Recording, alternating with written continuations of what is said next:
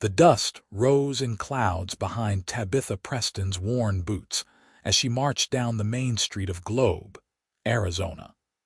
Her heart hammering against her ribs with a determination that bordered on reckless in this scorching July of 1883.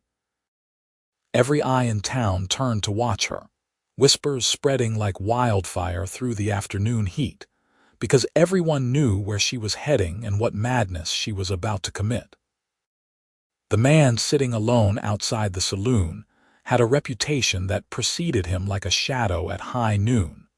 A former gunslinger named Zachary Westfield, who had killed 7 men in duels across 3 territories, and now sat in perpetual silence, nursing whiskey and keeping the world at arm's length with nothing more than the cold steel in his eyes. Tabitha's father had been dead 3 weeks now, murdered by the Fletcher gang who had ridden through town demanding protection money from every business owner on Main Street. Her father, stubborn Thomas Preston, who had built his mercantile from nothing, had refused to pay. They had shot him in broad daylight, right in front of his own store, and then ridden out of town laughing while the sheriff stood frozen with fear. The law had done nothing. The townspeople had done nothing. Everyone knew the Fletcher gang would return in a month's time to collect again, and this time they would burn down anyone who refused. Tabitha had spent 3 weeks watching her mother weep, watching the town cower, watching life continue as if her father's blood had not stained the street where children now played. She had heard the stories about Zachary Westfield from the moment she was old enough to understand what a gunfighter was. He had come to Globe 6 months ago, riding in on a black stallion with saddlebags full of money and silence heavy on his shoulders. He had rented a room above the saloon, paid for 6 months in advance, and proceeded to sit outside every single day from noon until sunset, drinking slowly and speaking to no one. Some said he was running from his past. Others said he was dying of some unnamed disease. A few claimed he had made a vow never to draw his gun again after killing an innocent man by mistake. Whatever the truth, the result was the same. Zachary Westfield was unapproachable, unreachable, and utterly alone. Men had tried to hire him. The bank manager had offered him a fortune to protect a gold shipment. The sheriff had begged him to become a deputy. Merchants had pooled their money and sent a delegation to ask for his help against various threats. Every single time, Zachary had simply stared at them with those storm-gray eyes and said nothing, not even acknowledging their presence until they walked away in frustration or fear. Some claimed he was mute, though the barkeeper swore he heard the man order whiskey in a low, rough voice each day. Others said he had simply lost interest in living. But Tabitha Preston had no other options, no other hope, and pride was a luxury she could no longer afford. Her mother was talking about selling the mercantile and moving back east to live with relatives they barely knew. The life her father had built, the legacy he had fought for, would dissolve like morning dew under this merciless Arizona sun. So Tabitha walked through the stairs in whispers, her plain brown dress already soaked with sweat, her chestnut hair pinned back in a simple bun that was losing its battle with the wind. She walked right up to where Zachary Westfield sat in his usual chair, a bottle of whiskey at his elbow, his long legs stretched out, his black hat pulled low over his face. And then, while the entire town held its breath, Tabitha Preston did something no one had expected. She knelt down in the dust before him, right there in the middle of the street, her knees hitting the ground with a soft thump that seemed to echo in the sudden silence. She clasped her hands together, looking up at the brim of his hat because she could not see his eyes, and she spoke in a voice that shook but did not break. "Mr. Westfield, I am begging you. Please help me avenge my father. Please help me protect this town."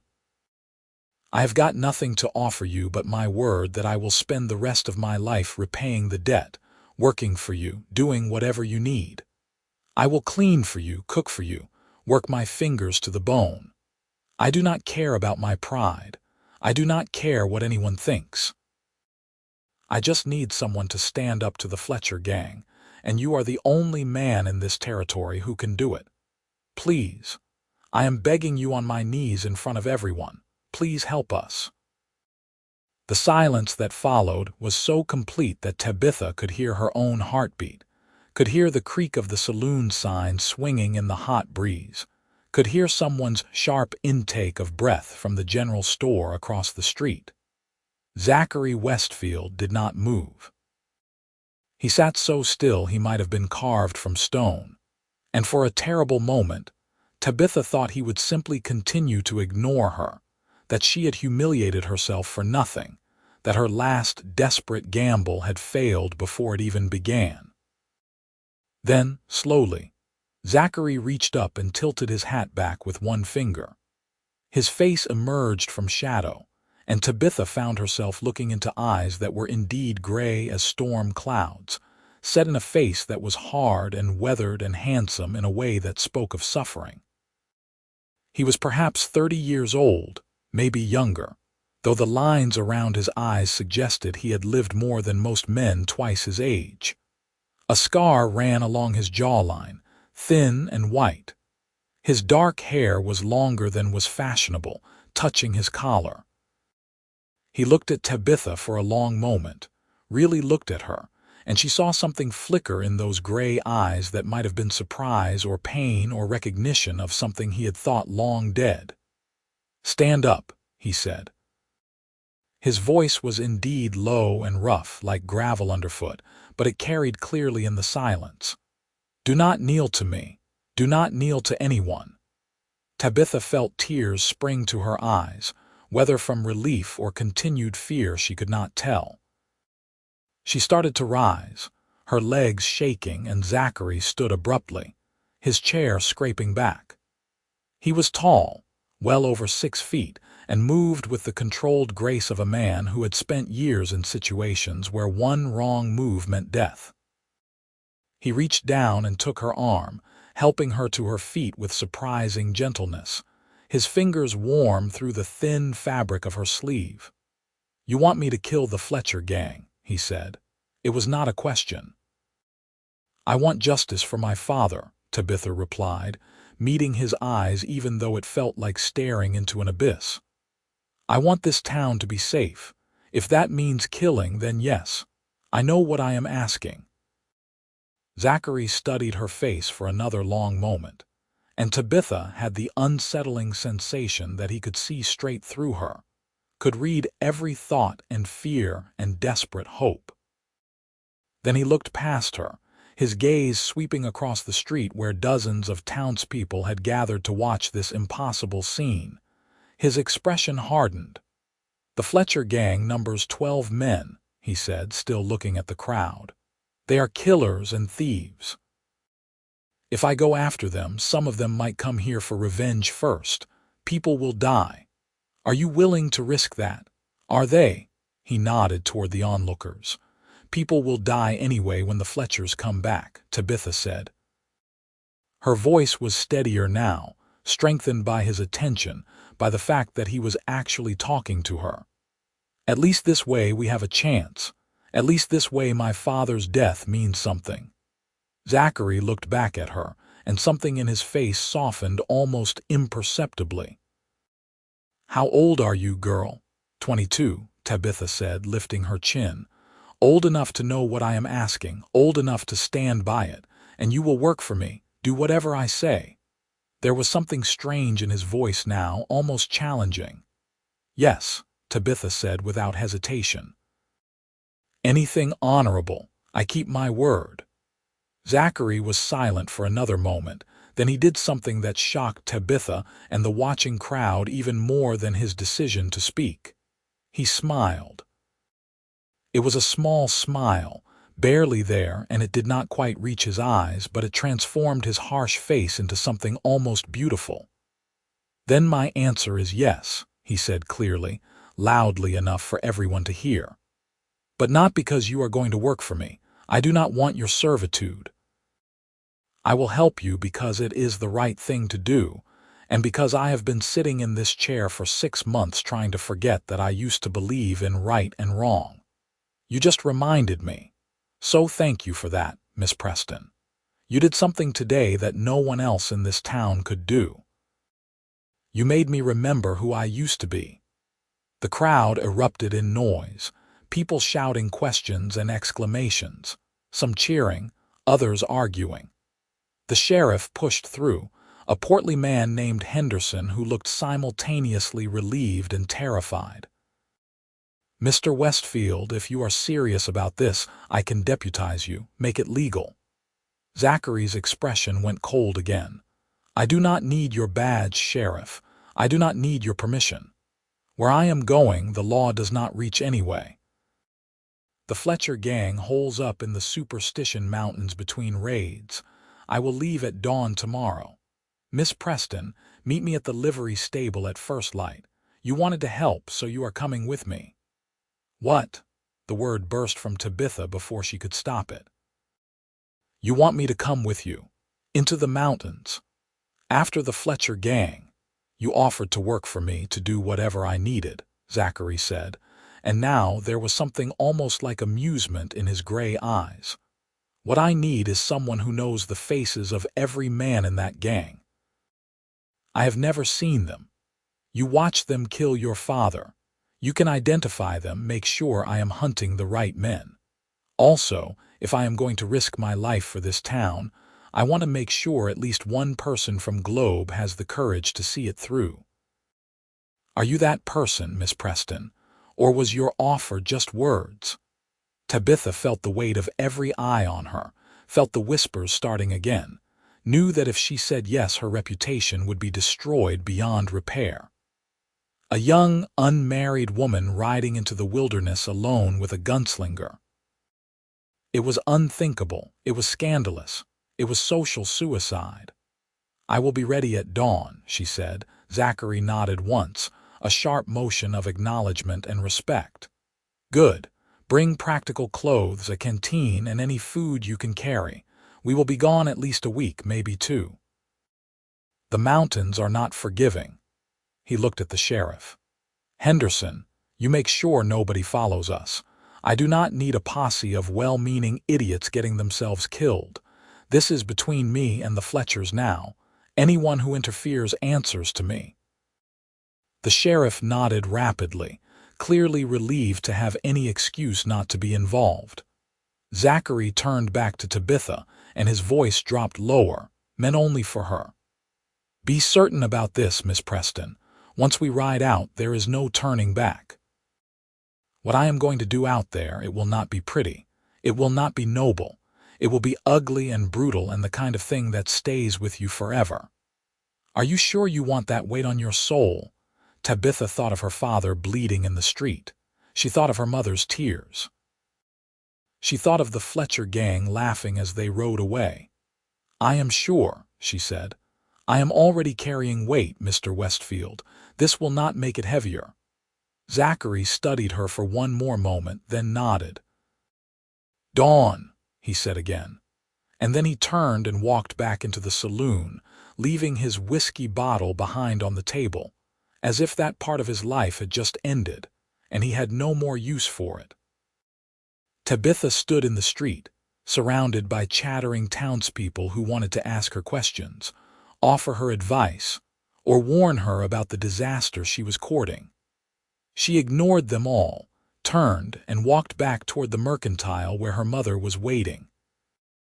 She had just set something in motion that could not be stopped, had just committed herself to riding into the wilderness with the most dangerous man in Arizona.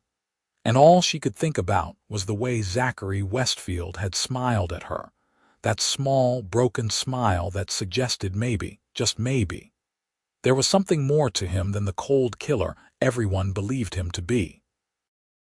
That night, Tabitha lay in her bed unable to sleep, listening to her mother's quiet crying from the next room.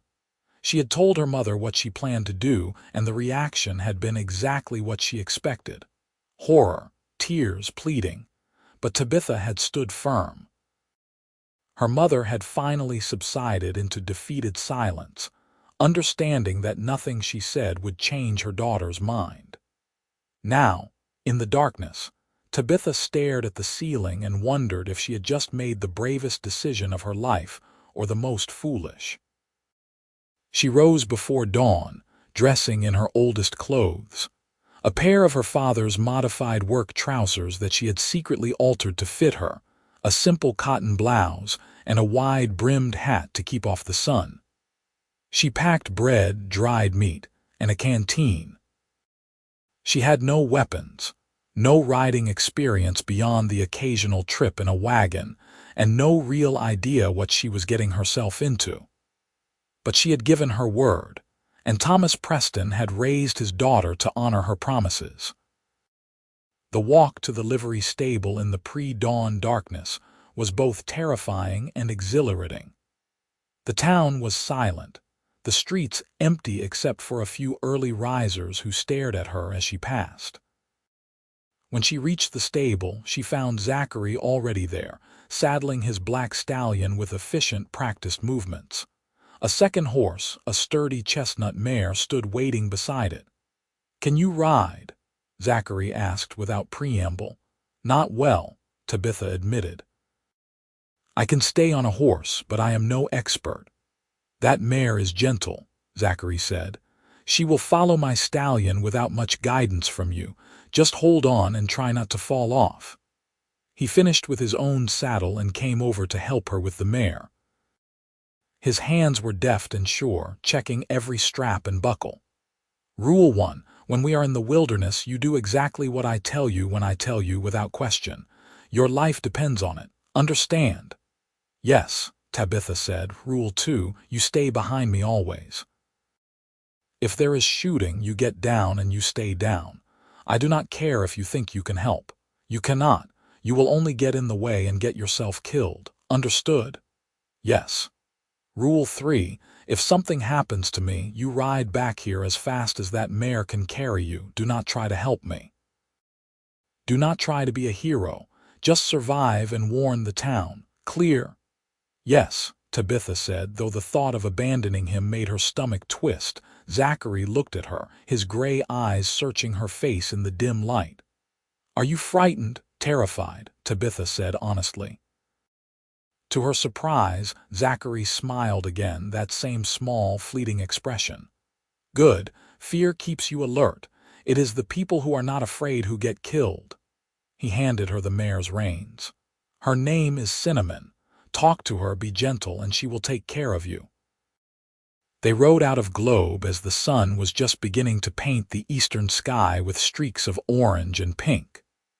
Tabitha looked back once, seeing the small cluster of buildings that had been her whole world growing smaller behind them, and then she turned forward and did not look back again.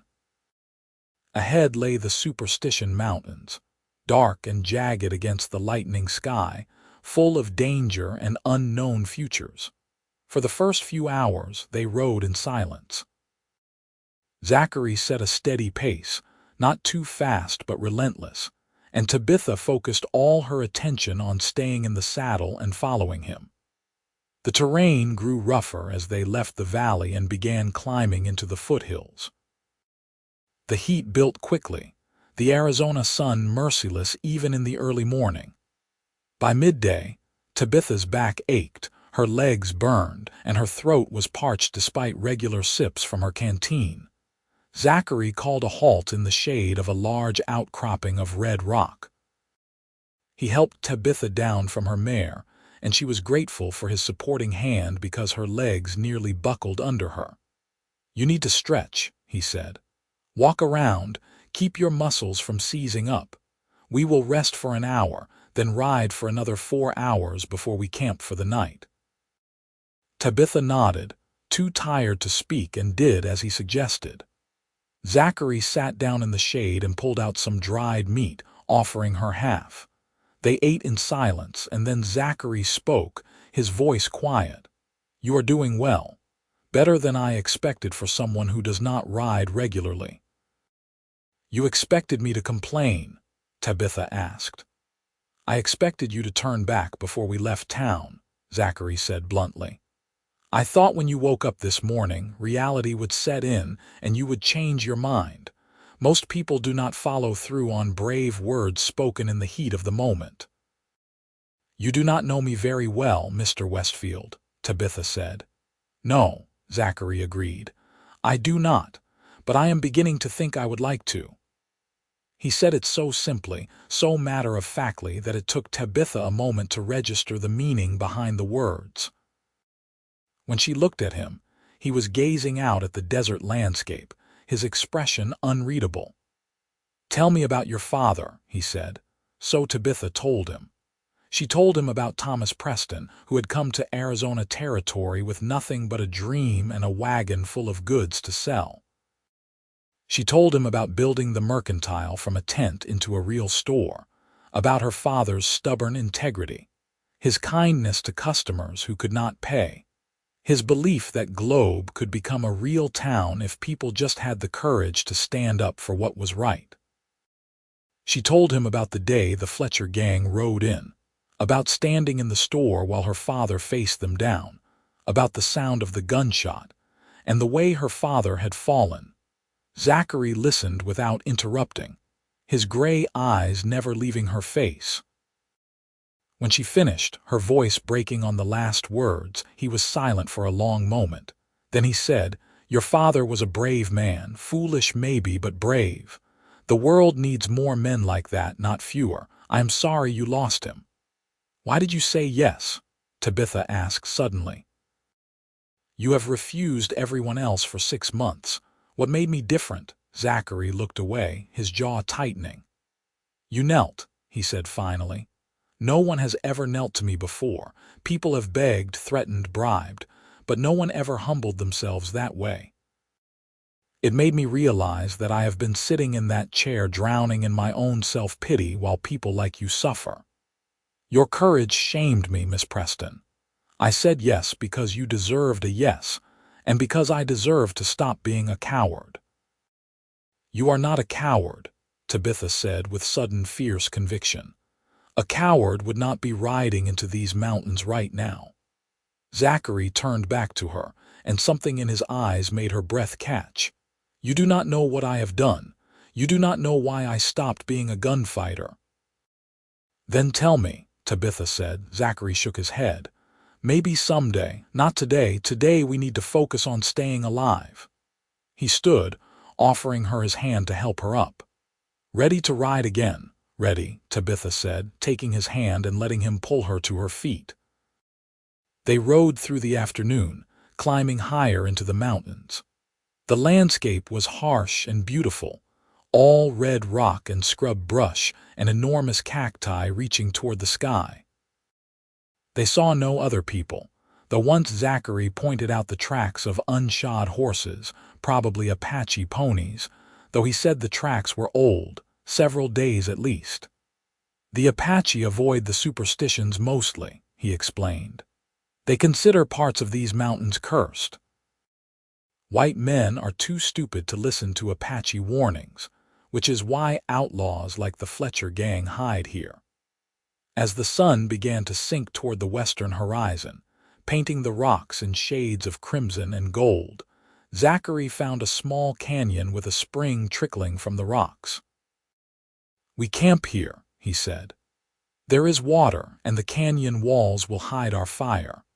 The Fletcher gang is still at least a day's ride away, but there are other dangers out here: mountain lions, rattlesnakes, and the occasional lone outlaw or deserter." Tabitha helped as best she could while Zachary set up camp with the ease of long practice. He showed her how to hobble the horses so they could graze but not wander, how to build a fire that would not smoke too much, how to arrange their bedrolls for maximum comfort on the hard ground. He was patient with her inexperience, his instructions clear and calm. They ate more dried meat and some of the bread Tabitha had brought, which was already going stale in the heat. The fire crackled between them as darkness fell, and the temperature dropped surprisingly quickly. Tabitha shivered in her thin blouse, and without a word, Zachary stood and pulled a blanket from his saddle bags, draping it around her shoulders. "Thank you," she murmured. "Cannot have you freezing," Zachary said, settling back down across the fire from her. "Desert nights are cold." "You did not know that, did you?" "No," Tabitha admitted. "I have never been anywhere overnight except in my own bed." "Then this must all be very strange for you," Zachary said. "Frightening." "Yes," Tabitha said, "but also exciting. Is that terrible of me? My father is barely in the ground, and here I am thinking how beautiful the stars are, how vast the world is." "It is not terrible," Zachary said quietly. "It is human. Your father would want you to see beauty, not just grief." They sat in silence for a while, watching the fire. Then Tabitha said, "Will you tell me about yourself? Anything? I know the stories, but stories are rarely the truth." Zachary was quiet for so long that Tabitha thought he would not answer. Then he said, "I was born in Texas 31 years ago. My father was a preacher, believe it or not. He wanted me to follow in his footsteps, to save souls and spread the word. But I was always better with guns than with scripture. When the war came, I was 17 and I enlisted, fought for the Confederacy, though I had no love for slavery. I fought because all my friends did, because it seemed like the right thing at the time, because I was young and stupid." He poked at the fire with a stick, sending up a shower of sparks. "I learned to kill during the war, got very good at it. When it was over, I came home and found my father dead from fever. My mother remarried and moved away. I had no home, no skills except shooting, so I became a hired gun. I told myself I only worked for the right people, only fought for good causes. But money is money, and after a while the causes all looked the same." "What changed?" Tabitha asked softly. Zachary's face hardened. 2 years ago, I was hired by a rancher in New Mexico to stop rustlers. He said they were thieves, said they were ruining honest cattlemen. So I tracked them down and found them in a box canyon. I killed 3 men that day, quick, clean kills. I was proud of my work." He paused, his voice going rough. "Then I searched their bodies and found out they were not rustlers. They were farmers, settlers who had been grazing their own small herd on land the rancher wanted. He had hired me to murder his competition and made me think I was doing something right." "Oh God," Tabitha breathed. "One of the men I killed was only 19 years old," Zachary continued. "He had a letter in his pocket from his mother back east, telling him how proud she was that he was making a new life out west. I killed him for no reason except a rich man's greed and my own willingness to take money without asking enough questions. So I quit. I rode to Globe, found the most anonymous place I could, and sat down to wait for the courage to put a bullet in my own head." "Zachary," Tabitha said, and she realized she had used his given name without thinking. "That is not your fault. You were lied to, deceived." "I should have known better," Zachary said flatly. "I should have asked more questions. I should have done a lot of things. But I did not, and those 3 men are dead because of it. That is why I stopped, Miss Preston. That is why I have been sitting in that chair for 6 months. I have been trying to figure out if a man like me deserves to live, or if the world would be better off with one less killer in it." Tabitha stood up, still wrapped in the blanket, and walked around the fire. She sat down beside Zachary, close enough that their shoulders almost touched. "The world would be worse without you," she said firmly. "You made a terrible mistake, yes, but you have a conscience. You feel remorse. That makes you different from men like the Fletcher gang who kill without caring. You can still do good, Zachary. You are doing good right now by helping me, by standing up for Globe." Zachary turned to look at her, and in the firelight his gray eyes were silver, intense and searching. "Why do you care? You barely know me." "I know enough," Tabitha said. I know you helped me when no one else would. I know you told me to stand up, not to kneel. I know you are gentle with your horses and patient when you teach me things. I know you have been hurt and are trying to make things right. That is enough." They stared at each other for a long moment, and Tabitha felt something shift in the air between them, something electric and terrifying and wonderful. Then Zachary looked away, breaking the spell. "You should get some sleep," he said, his voice rough. "Tomorrow will be another hard day of riding." Tabitha nodded and moved to her bedroll, though she was not sure she would be able to sleep. But exhaustion claimed her quickly, and she drifted off with the sound of the fire crackling and the awareness of Zachary sitting watch over her, keeping her safe. The next 2 days passed in a similar rhythm. Long hours in the saddle, brief stops for rest and food, nights camped under the vast desert sky. Tabitha's body adjusted to the demands of riding, and she found herself growing stronger, more confident. Zachary continued to open up to her in small increments, telling her about his years as a gunfighter, the places he had been, the things he had seen. In return, she told him about her life in Globe, her dreams of someday expanding her father's business, her love of reading the newspapers that came on the stage from back east. They talked about everything and nothing, and Tabitha realized that she was falling for him. It was impossible, impractical, and utterly undeniable. She loved the way he looked at her when she said something that surprised him, loved his rare smiles, loved the competent grace with which he moved. She loved that he treated her as an equal, never condescending or dismissive. And she loved that he was trying so hard to be a better man than he believed himself to be. On the afternoon of the 3rd day, Zachary suddenly raised his hand, signaling a halt. They were high in the mountains now, following a narrow trail along a ridge. Zachary dismounted and studied the ground, then looked up at the surrounding rocks with narrowed eyes. "What is it?" Tabitha whispered. "Fresh tracks," Zachary said quietly. "At least 6 horses within the last few hours. Could be the Fletchers, could be someone else. Either way, we need to be careful from here on." He remounted and drew his rifle from its saddle scabbard, laying it across his lap. "Stay close and stay quiet." They rode for another hour, climbing higher until they rounded a bend and Zachary abruptly pulled his horse to a stop. Ahead, in a wide basin sheltered by towering rock walls, was a camp. Tabitha could see several rough structures that might be called cabins, a corral with horses, and smoke rising from at least 2 fires. And moving among the structures were men, a dozen or more from what Tabitha could see. "Is that them?" Zachary breathed, barely audible. Tabitha studied the distant figures, her heart pounding. Then she saw a man emerge from one of the cabins, tall and broad-shouldered with a distinctive red bandana around his neck. "The one with the red bandana," she whispered. "That is Frank Fletcher, the leader. He is the one who shot my father." Zachary nodded slowly, his face settling into an expression of cold concentration. "We will wait until dark," he said. "Then I will go in alone. You will stay here with the horses." But Tabitha started to protest. "No arguments," Zachary said, his voice like iron. "This is exactly what we discussed. You identified them.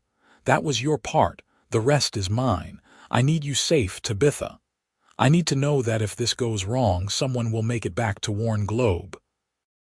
It was the first time he had used her given name, and despite the fear coursing through her, Tabitha felt a thrill at the sound of it in his voice. "Be careful," she whispered. "Please." Zachary's expression softened marginally.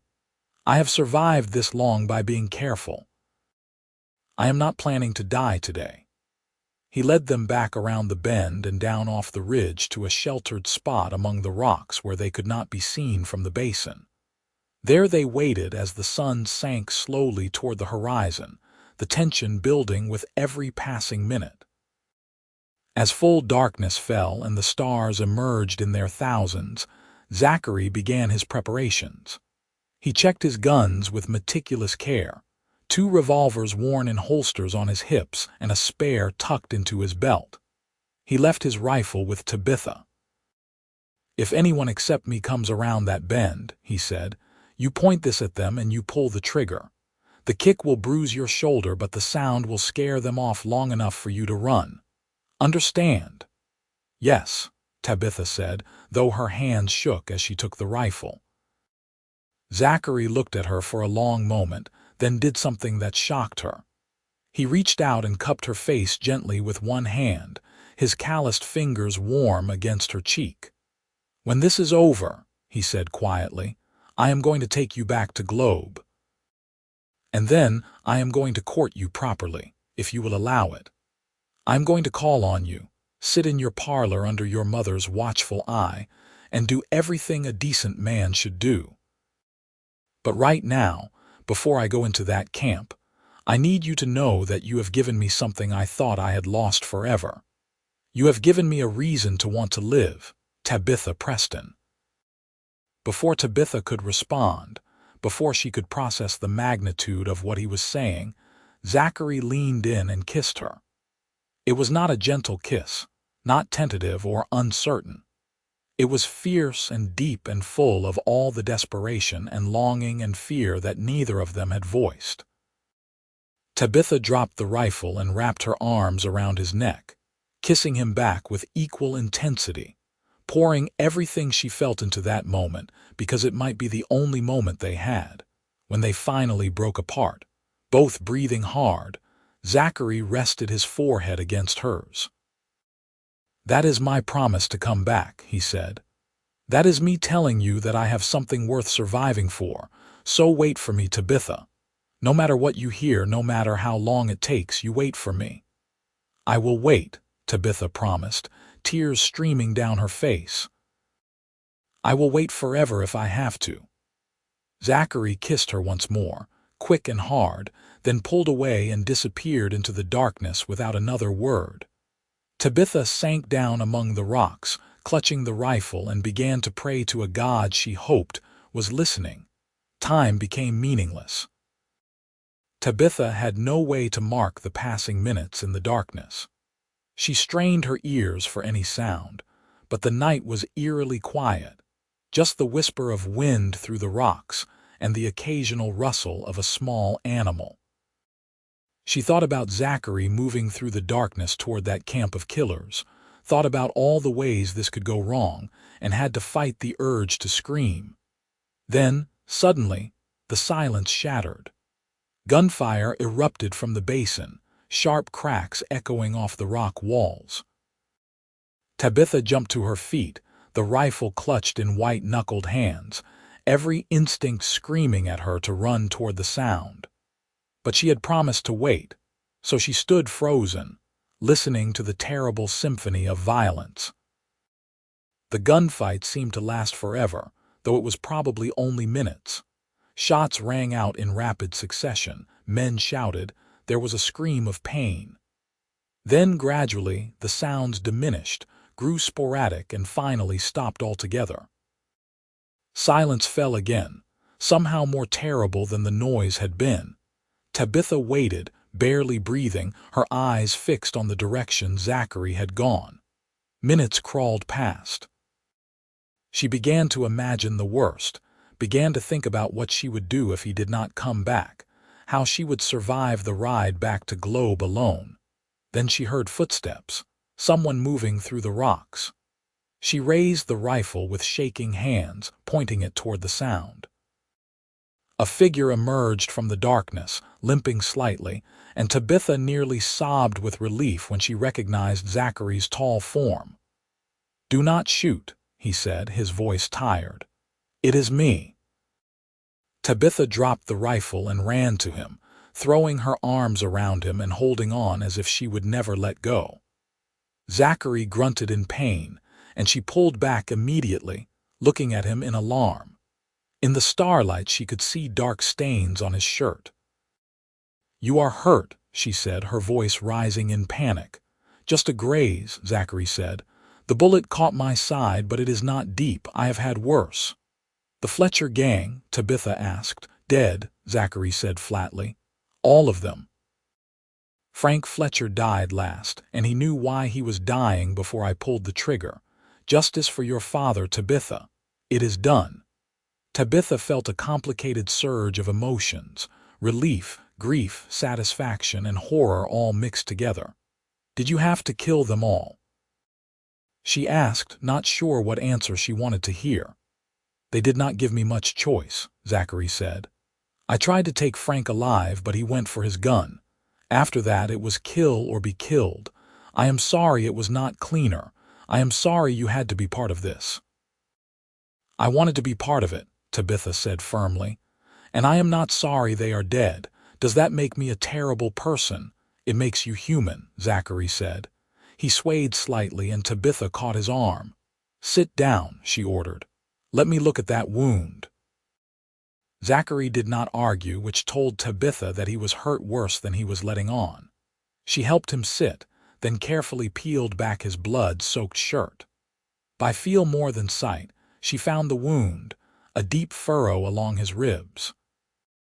It was bleeding steadily but not gushing, which she hoped meant nothing vital had been hit. She tore strips from her own shirt, using them to bind the wound as tightly as she could. We cannot travel tonight, she said. You need to rest. We should not stay this close to the camp, Zachary said, but his voice was weak. If anyone comes looking. No one is going to come looking in the middle of the night, Tabitha said with more confidence than she felt. And you will bleed to death if you try to ride now. We stay here until dawn. Zachary looked like he wanted to argue, but exhaustion and blood loss were catching up with him. You are a bossy woman, Tabitha Preston, he murmured. You should have thought of that before you kissed me, Tabitha said, trying to keep her voice light to cover her fear. She got him settled as comfortably as possible with his bedroll as a pillow, then lay down beside him, pressing close to share warmth and to keep an eye on his breathing. Tabitha, Zachary said softly after a moment. What I said before about courting you, I meant it. I know, Tabitha said. And I am going to hold you to it, so you had better not die on me now. Stubborn woman, Zachary said, but she heard the smile in his voice. His hand found hers in the darkness, lacing their fingers together. I do not deserve you. That is not your decision to make, Tabitha said. Now be quiet and rest. We have a long ride home tomorrow. Tabitha did not sleep that night. She lay awake monitoring Zachary's breathing, changing the bandage once when blood seeped through, and watching the stars wheel slowly overhead. She had never been more frightened or more certain that she was exactly where she was supposed to be. Dawn came slowly, painting the eastern sky in shades of pink and gold. Zachary woke with the light, his face pale but his eyes clear. How bad is it? He asked, trying to sit up and failing. Bad enough that you are going to let me help you onto your horse without argument, Tabitha said. Can you ride? I have ridden with worse, Zachary said grimly. Help me up. Getting him mounted was a struggle, but finally Zachary was in his saddle, swaying but upright. Tabitha tied him loosely to the saddle horn with a rope, ignoring his protests that he was fine. If you pass out and fall off, you could break your neck, she said. Pride is not worth dying for. They rode slowly out of the mountains, Tabitha leading the way for the first time because Zachary was too focused on staying conscious to navigate. She pushed them as hard as she dared, desperate to get him to Globe and a real doctor. Zachary drifted in and out of awareness, sometimes talking clearly, sometimes muttering things she could not understand. Thomas, he said at one point, his voice slurred. I got them, Thomas. I got the men who killed you. Tell your daughter I tried. I am right here, Tabitha said, moving her horse closer to his. And my father would thank you, Zachary. He would say you are a good man. Not good, Zachary mumbled. Just trying to be, just trying. That is what good means, Tabitha said, blinking back tears. They rode through that day and into the night, Tabitha navigating by stars and prayer. She did not dare stop for more than brief minutes to let the horses rest, terrified that if Zachary got down from his saddle he would not be able to get back on. The wound had stopped bleeding, which was good, but he was feverish, which was very bad.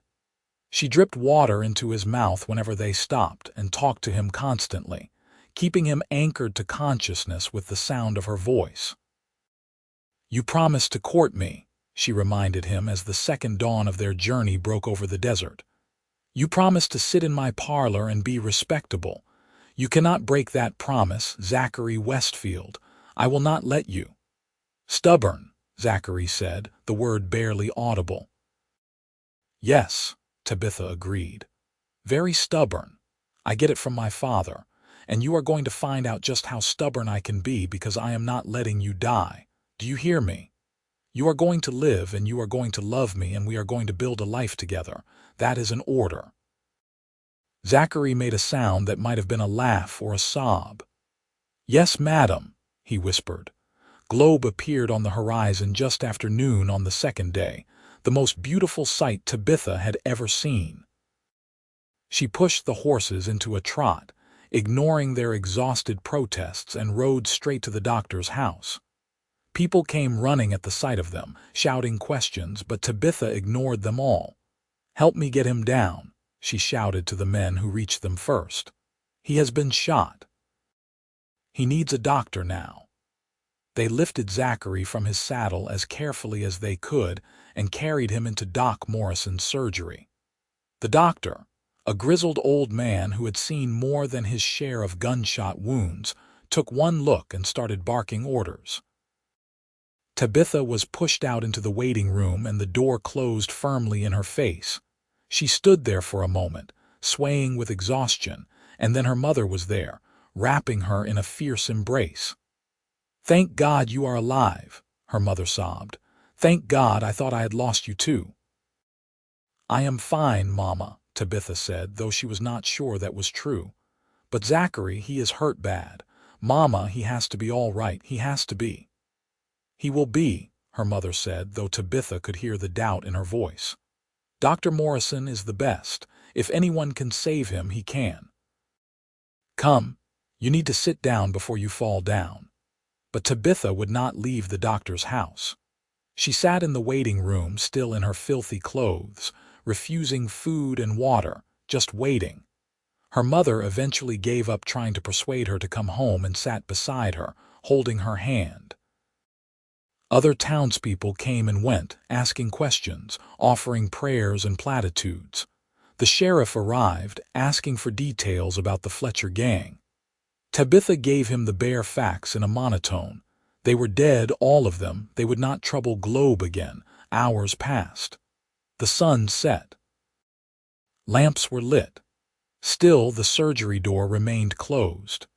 Tabitha prayed with an intensity she had not known she possessed, bargaining with God, promising anything if he would just let Zachary live.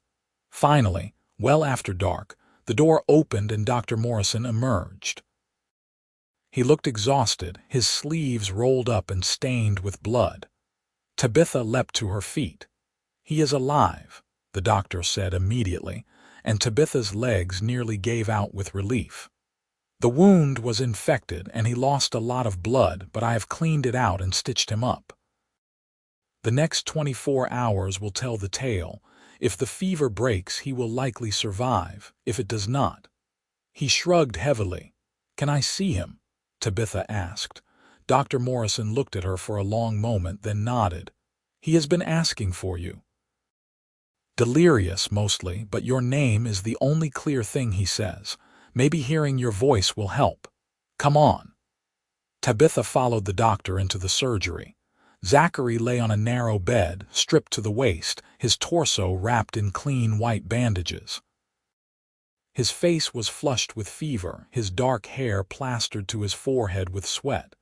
But he was breathing, steady and strong, and that was enough. Tabitha pulled a chair up beside the bed and took his hand. It was burning hot. "I am here," she said softly. "I am here, Zachary. You just rest now." "Get better. I am not going anywhere." Zachary's eyes flickered open, unfocused and glassy. "Tabitha," he mumbled, promised to come back." "You kept your promise," Tabitha said, tears streaming down her face. "You came back. Now you just need to keep getting better, keep fighting, please." "Fighting," Zachary agreed. "For you. Always for you." Then his eyes closed again, and he slipped back into unconsciousness. Tabitha sat beside him through that night and all the next day, leaving only when her mother physically dragged her away to eat and change clothes. She came right back, taking up her vigil, talking to Zachary even though he could not hear her, telling him about Globe, about the townspeople's gratitude, about her plans for the mercantile.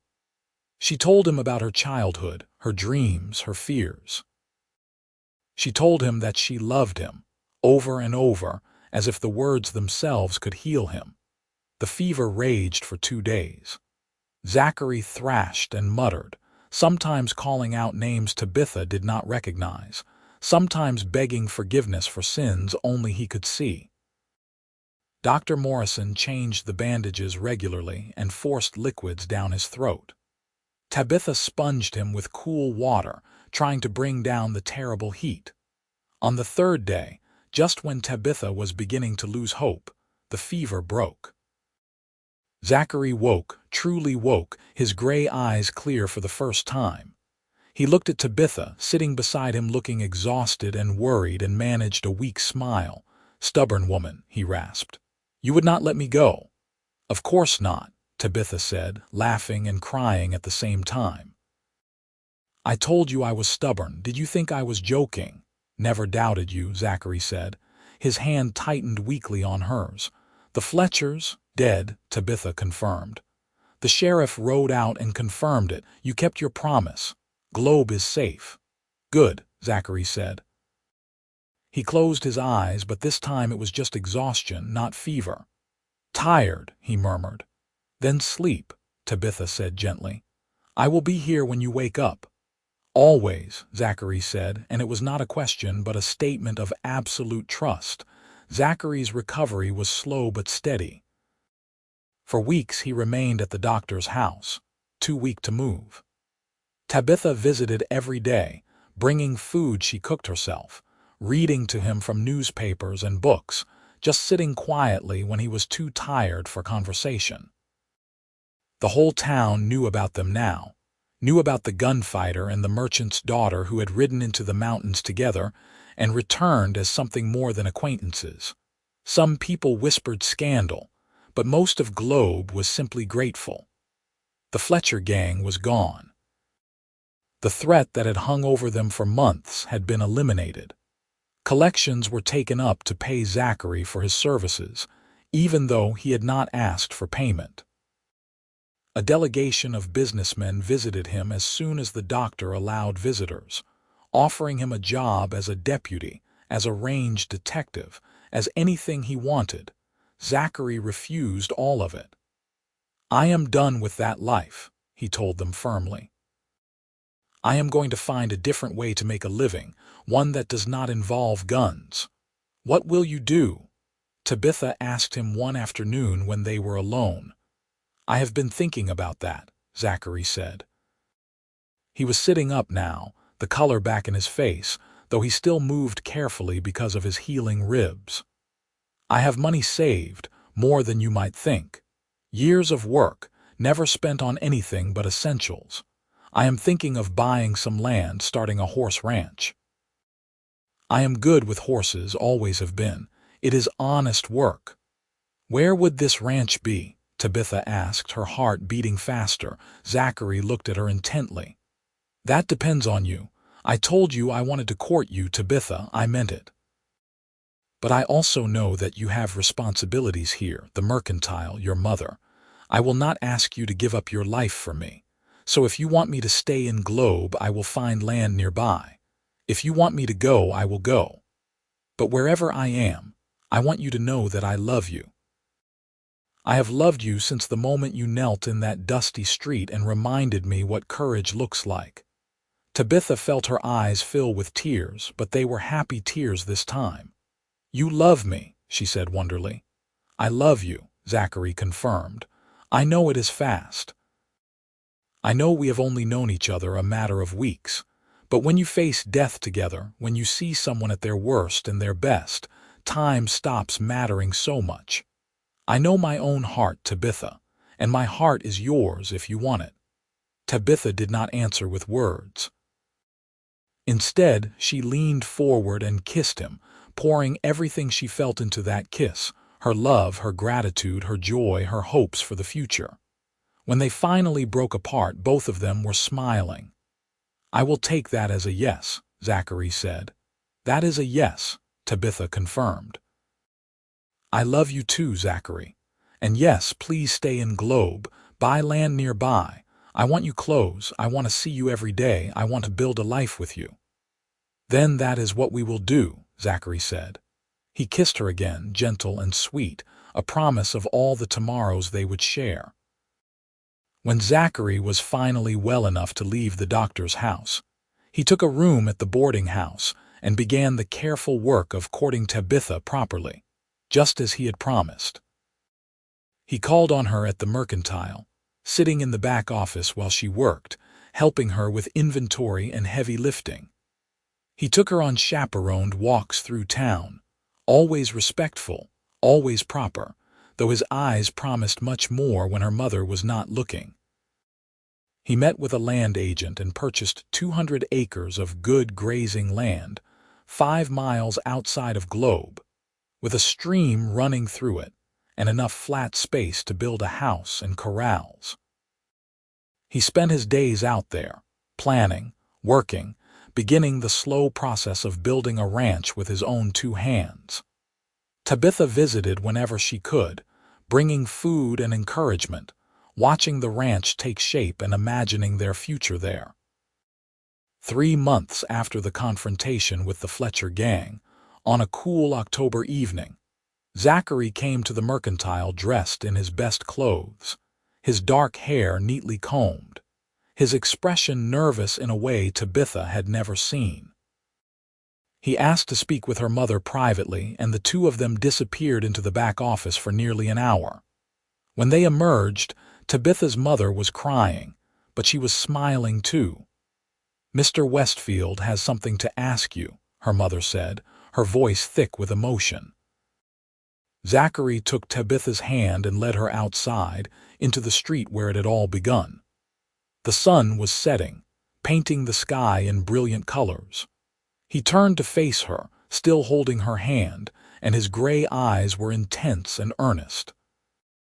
"Tabitha Preston," he said, his voice clear and strong, "you changed my life the day you knelt in this street. You gave me purpose, hope, and love. You saw the man I could be, not the man I was. You rode into danger with me, you fought for me, you refused to let me give up. I cannot imagine my life without you in it. So I am asking you, right here where it all started, will you marry me? Will you be my wife and build a life with me at the ranch? Will you take a chance on a former gunfighter who wants nothing more than to make you happy every day for the rest of his life?"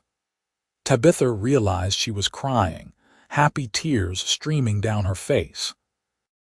Around them, townspeople had stopped to watch, drawn by Zachary's raised voice, and the street was full of onlookers. She did not care. Let them all see. Let them all know. "Yes," she said, loud enough for everyone to hear. "Yes, Zachary, I will marry you. I will go anywhere with you. I will love you for the rest of my life."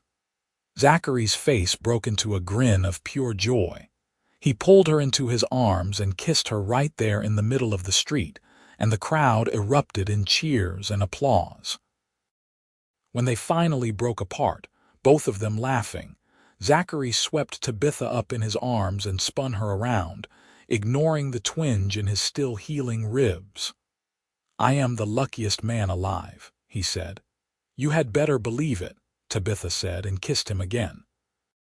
They were married 6 weeks later, in the small church at the edge of Globe, with the whole town in attendance. Tabitha wore her mother's wedding dress, altered to fit her, and carried wildflowers that Zachary had ridden out to gather that morning. Zachary wore a new suit, purchased specially for the occasion, and he looked more nervous facing Tabitha at the altar than he had facing down the Fletcher gang.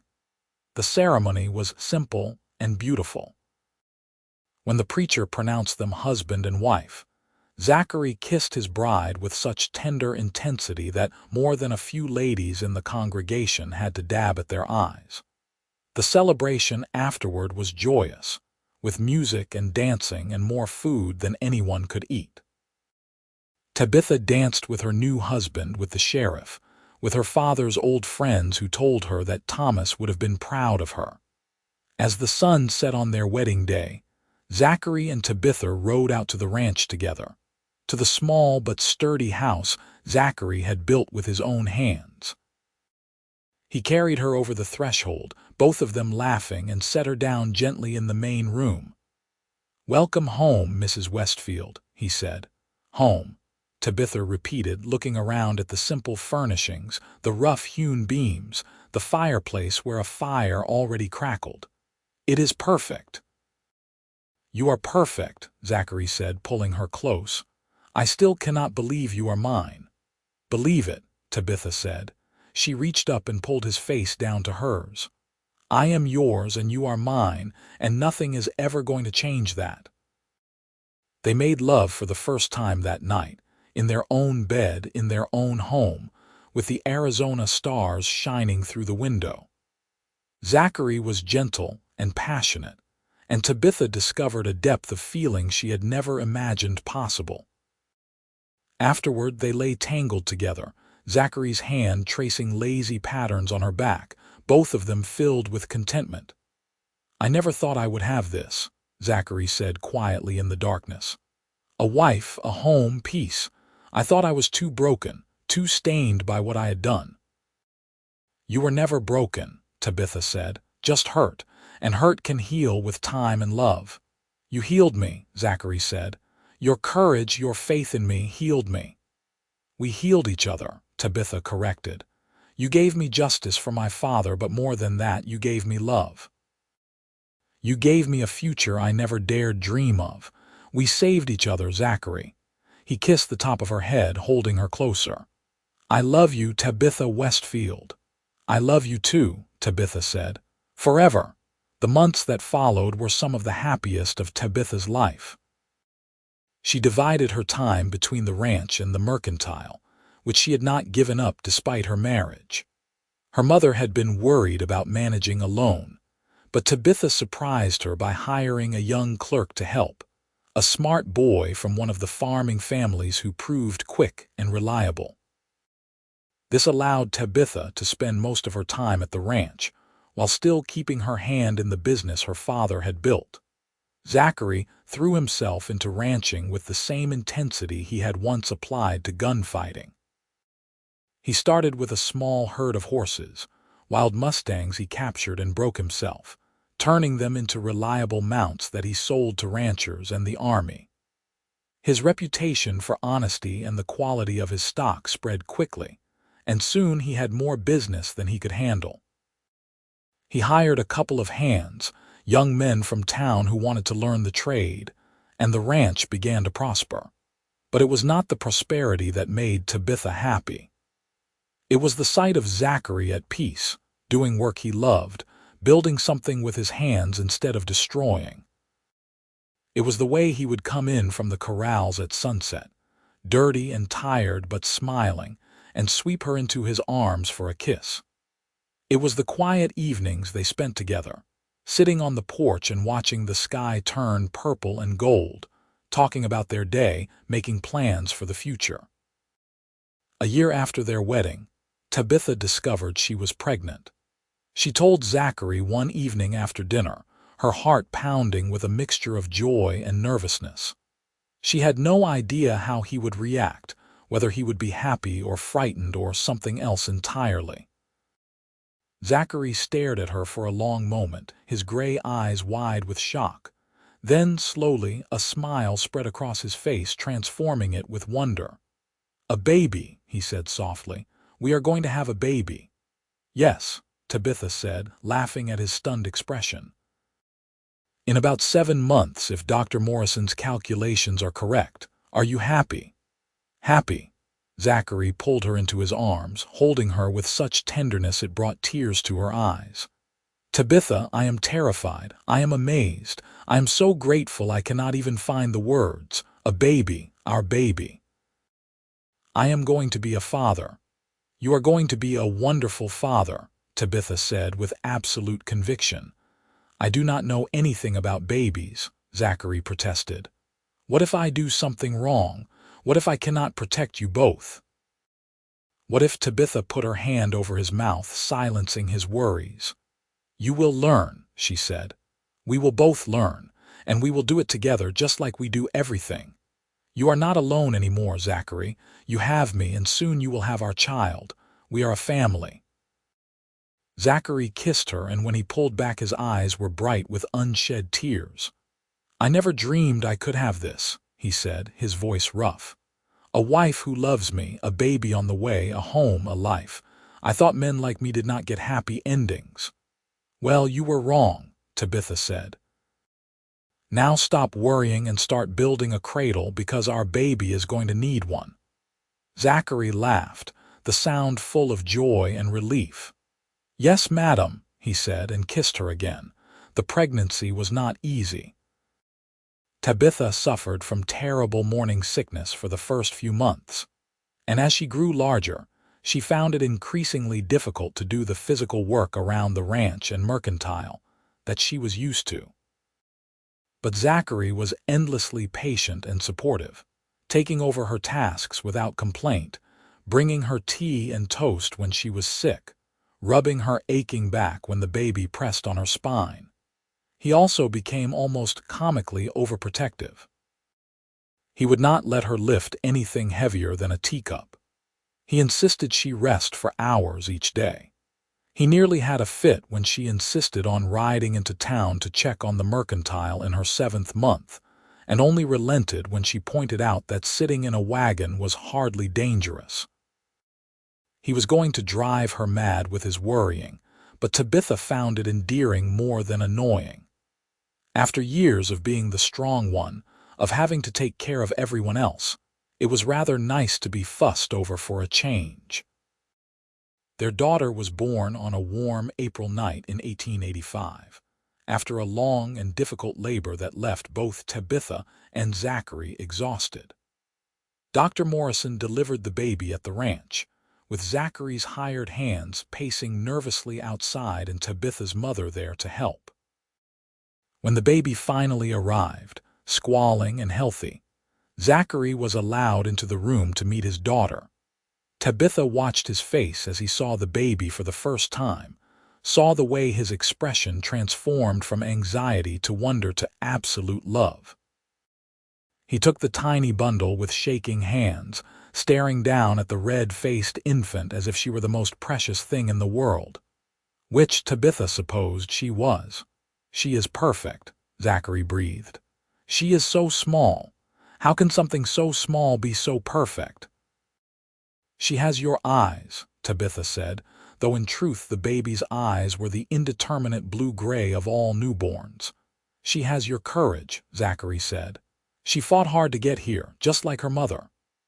He looked up at Tabitha, his gray eyes shining with tears. Thank you, he said.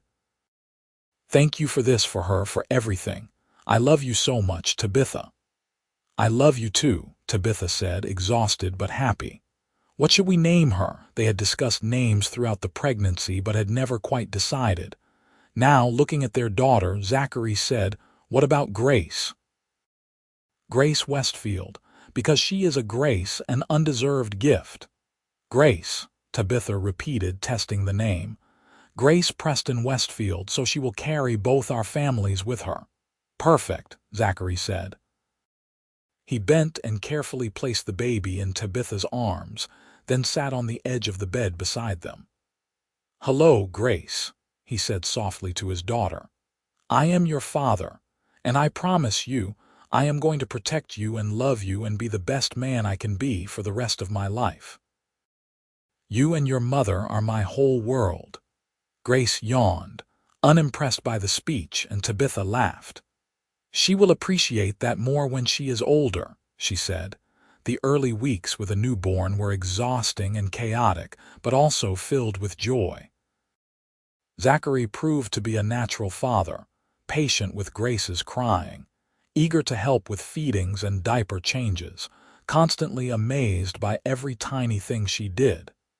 He would sit for hours just watching her sleep, as if he could not quite believe she was real.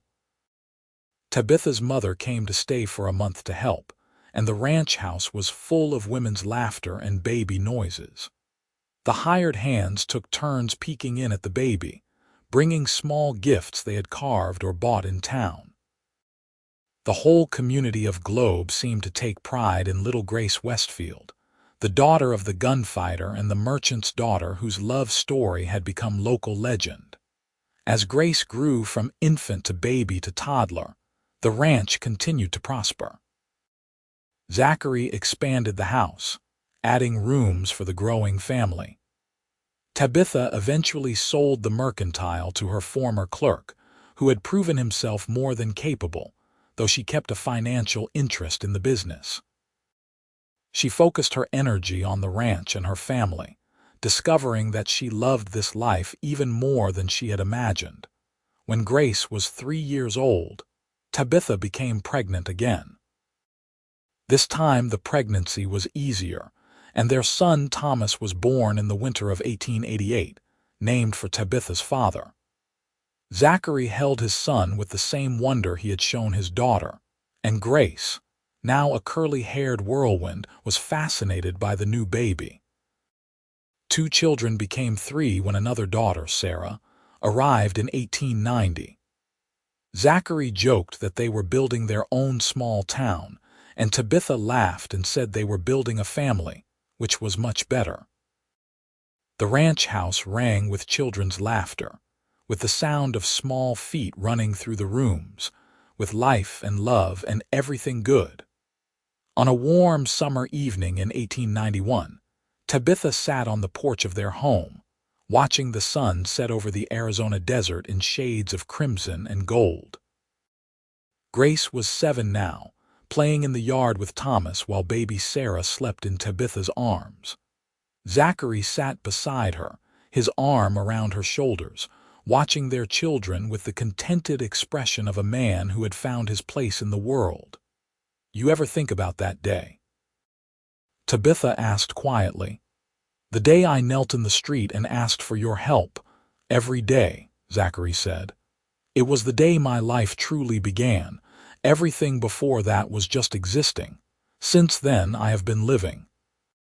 "I never imagined it would lead to all this," Tabitha said, gesturing at the ranch, the children, the life they had built. "I just wanted justice for my father. I never dreamed I would find love." "The best things in life are the ones we do not plan for," Zachary said. He kissed her temple gently. "I was sitting in that chair waiting to die, and you gave me a reason to live. More than a reason, you gave me everything. A purpose, a family, a future. You saved me, Tabitha."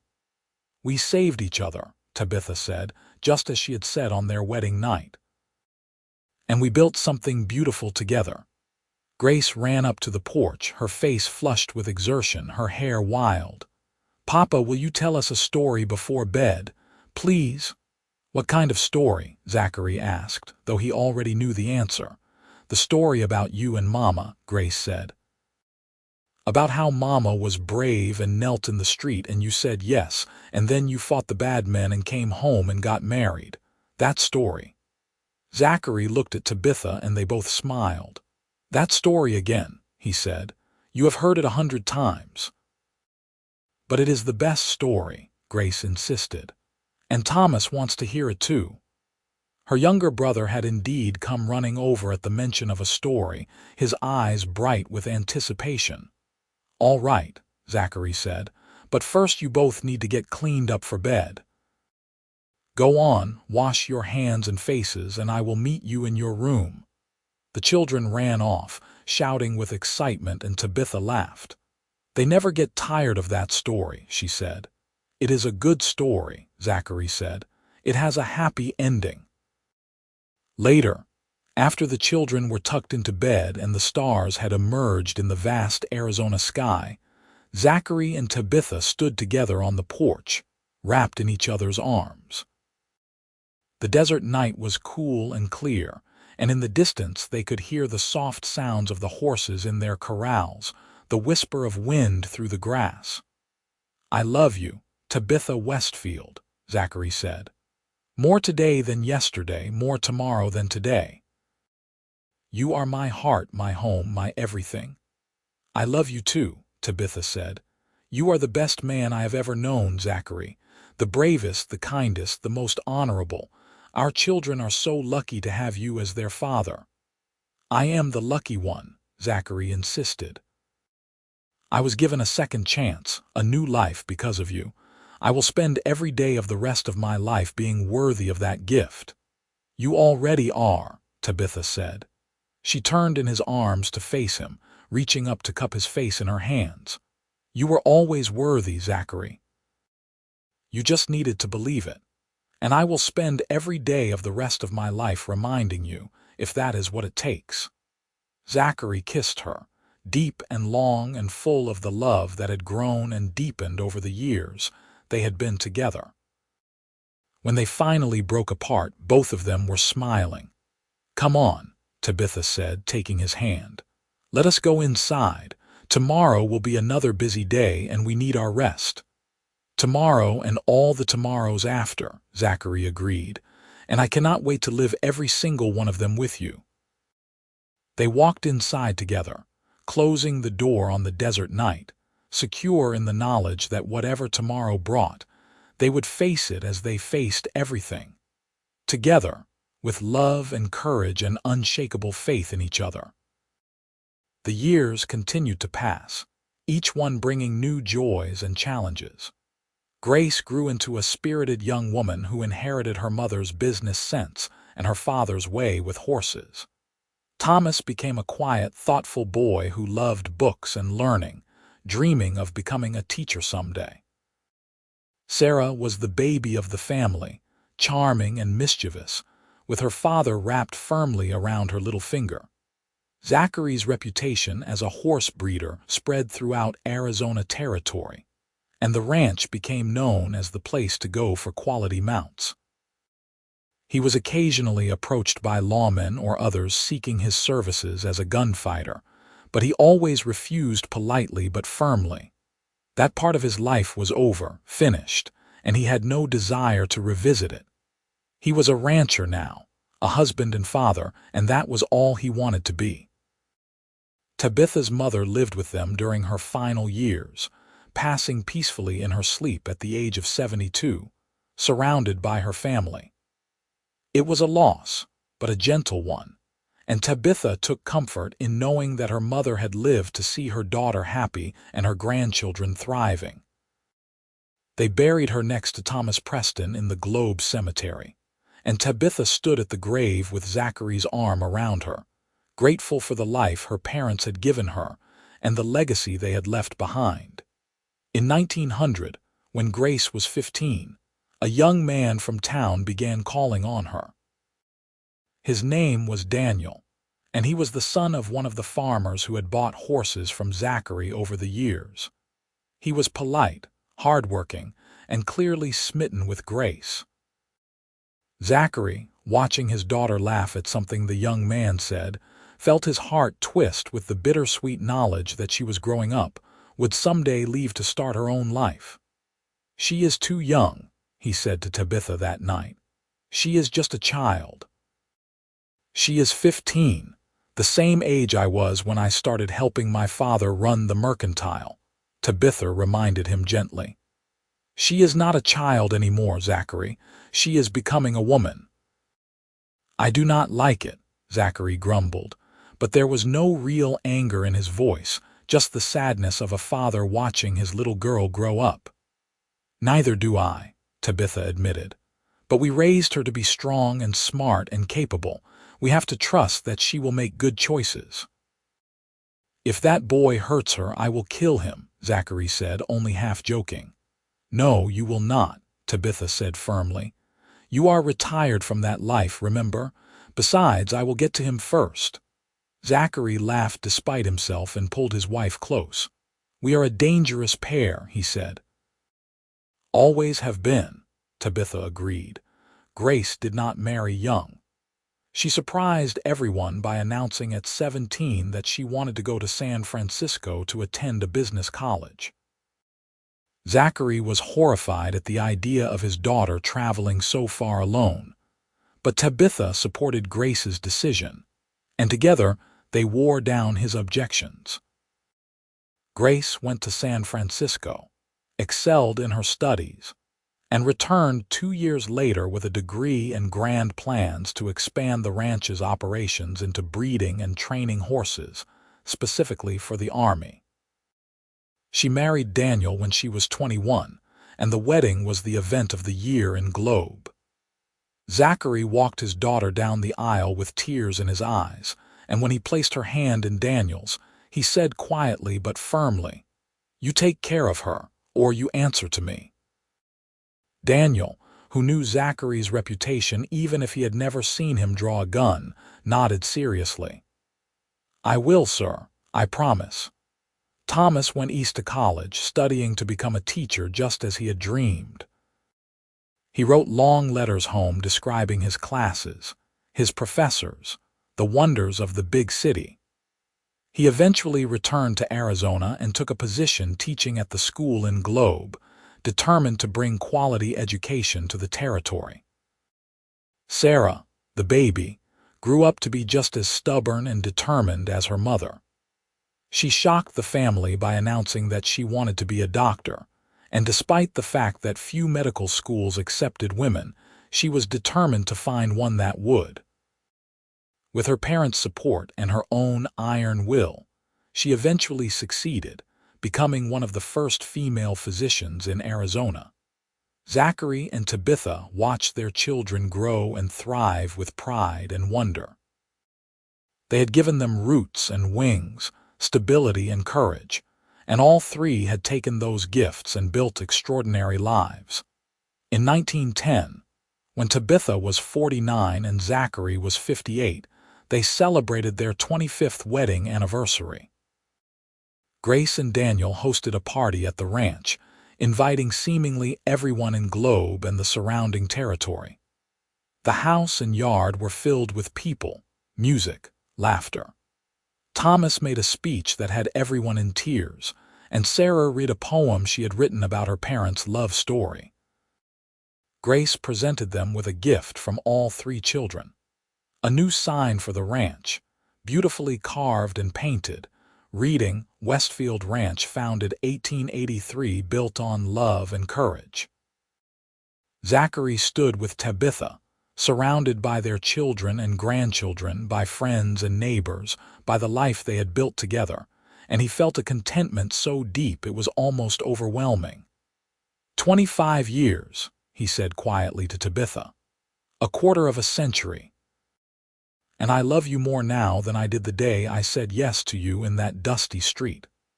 Only because I knelt first, Tabitha teased, her eyes sparkling with laughter and love. You did, Zachary agreed. You knelt first and asked the one question that changed everything. And my answer silenced the town, but it was nothing compared to how you silenced my doubts, my fears, my belief that I did not deserve happiness. You gave me everything, Tabitha. Everything. We gave each other everything, Tabitha corrected. That is what love is, Zachary. Not one person rescuing another, but two people choosing to build something together. And look at what we built.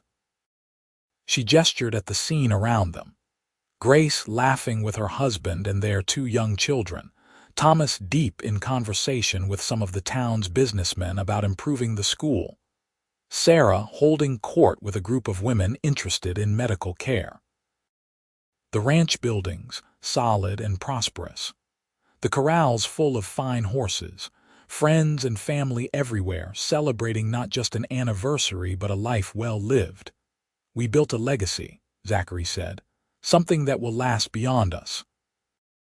Our children will tell their children about us, and maybe someday, Long after we are gone, someone will sit on this porch and tell the story of how their great-great-grandmother knelt in the street in Globe, Arizona, and asked a broken gunfighter for help, and how that one act of courage changed everything. "That is a nice story," Tabitha said, "but I like the one we are living right now even better."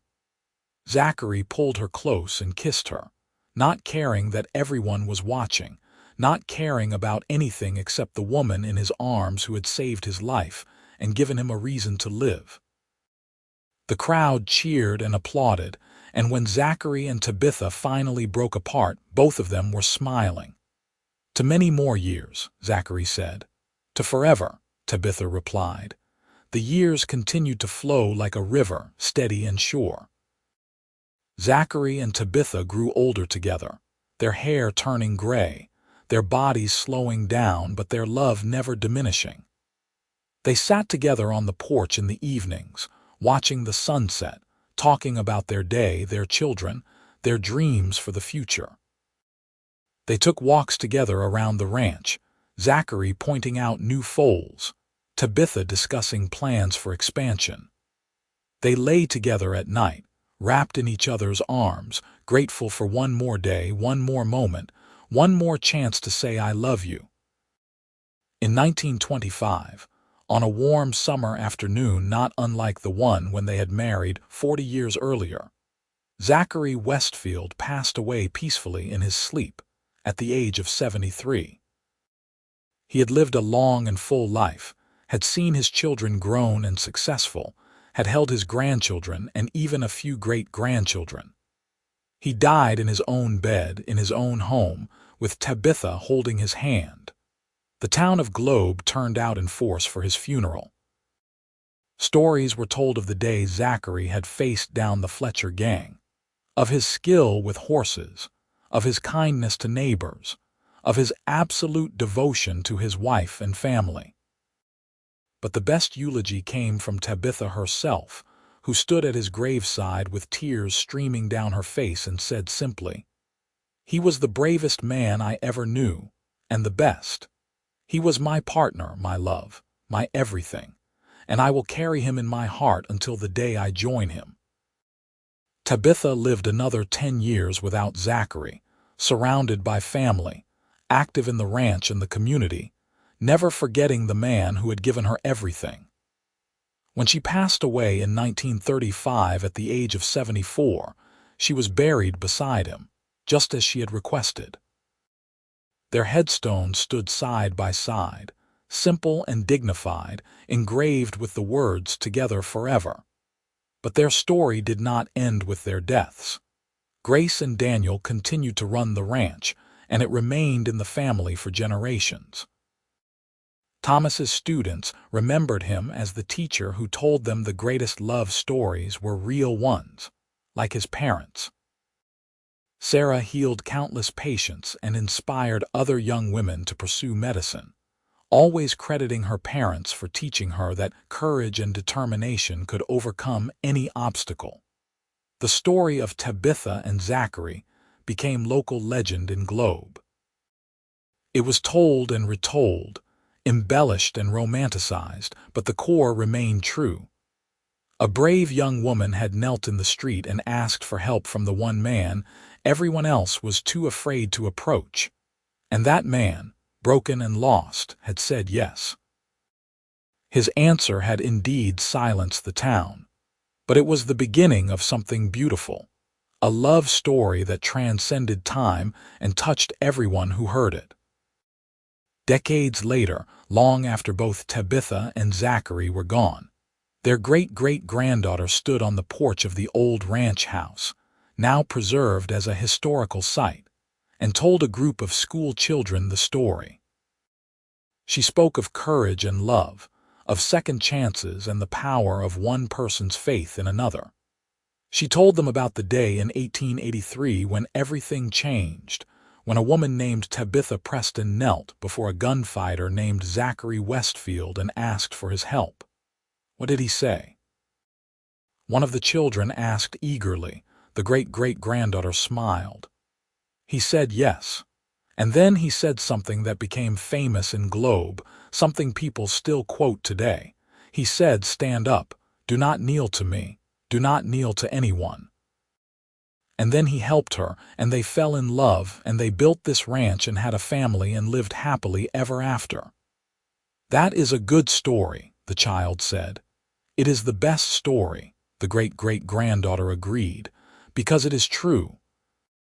And because it teaches us that even when we are at our lowest, even when we think we have lost everything, there is always hope. There is always the possibility of love, of redemption, of building something beautiful out of pain and loss." My great-great-grandmother and great-great-grandfather proved that. They took their broken pieces and put them together and created something whole, something that lasted, something that still matters more than 100 years later. The children nodded, absorbing the lesson, and the great-great-granddaughter looked out at the Arizona desert, unchanged despite the passage of time, and felt the presence of her ancestors all around her. Tabitha and Zachary were gone, but their love remained, woven into the very fabric of this place, eternal and unshakable. In the end, that was the legacy they had built. Not just a ranch or a business or a family, though those things were important. They had built a story of hope, a testament to the power of courage and love to transform lives. They had shown that even the most broken person could be healed, that even the darkest night eventually gave way to dawn, that love was worth fighting for, worth believing in, worth everything. And somewhere, in whatever place exists beyond this world, Tabitha and Zachary were together still, holding hands as they had in life, watching over the family and the ranch and the legacy they had created, content in the knowledge that their love story would never truly end. Because the best stories never do. They live on in the hearts of those who hear them, inspiring new generations to be brave, to be kind, to believe in the possibility of love even when everything seems dark. That is what Tabitha and Zachary gave to the world: hope, love, and the reminder that sometimes the bravest thing you can do is kneel in the dust and ask for help. And sometimes the answer you receive can change everything. Their story was complete, their ending happy, their love eternal. And in Globe, Arizona, on warm summer evenings when the sun painted the desert in shades of crimson and gold, people still told the tale of the merchant's daughter and the gunfighter, of the day she knelt and the day he said yes, of the love that grew between them and the life they built together. It was a story that would never be forgotten, a legacy that would never fade, because it was built on the strongest foundation in the world: true love, freely given, courageously chosen, and cherished every day until death and beyond. The end.